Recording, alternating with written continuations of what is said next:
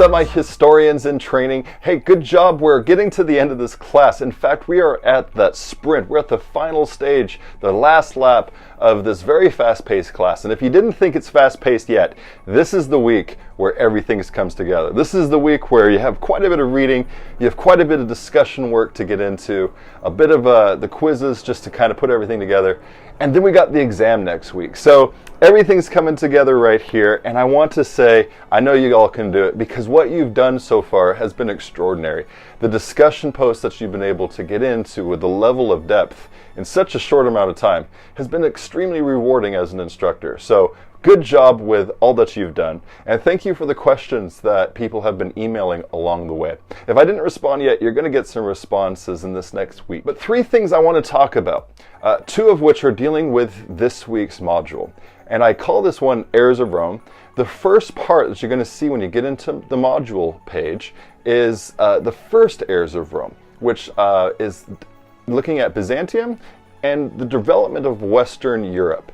So that's going to be the first part. Normally, we have that due on a Friday, but because of the nature of this and getting into the exam this week and that much material, I want to give you as much time to organize what works best for you.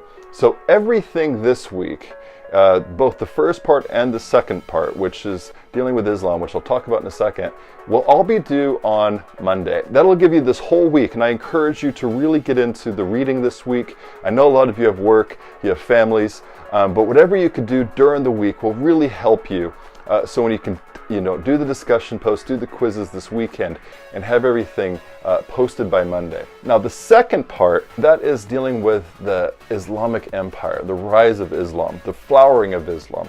It's going to be interesting for you to look at that. There's a lecture on both sections in there. Please spend time on looking at those lectures. There's a lot of information I packed in there. And then you have a discussion as well on that and a small quiz. And that's going to be the material. All that material for the last weeks in this whole class are going to help you with the exam. And the exam is the last part. And that is already posted, and I posted that now because technically you could start the exam now if you want. If you find yourself having test anxiety when you have to sit down and do an exam, I want to help alleviate that by having it open now. You can go in, you can start parts of the exam. It's all written. I've taken out the multiple choice parts and have used it the way that you would in any university. And that is with what's called focus points, key terms, and you're going to have questions that you're going to expand on. So that exam's already open. I want to encourage you, you can collaborate with people in your small group if you want to. You can set up time to go into the chat room and sort of talk about it and go through it together. So you can write it on a Word document, and then you can go in and paste it just in case, because Canvas can be screwy sometimes. But don't press the submit button until it's all done.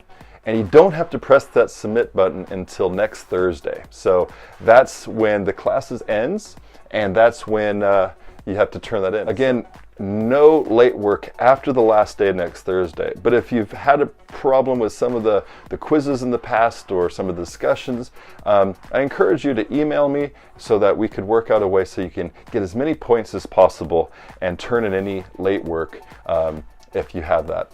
Again, thank you so much. It's been a pleasure. Finish this strong. We'll be in touch. Email me and rock this class, you historians. Take care.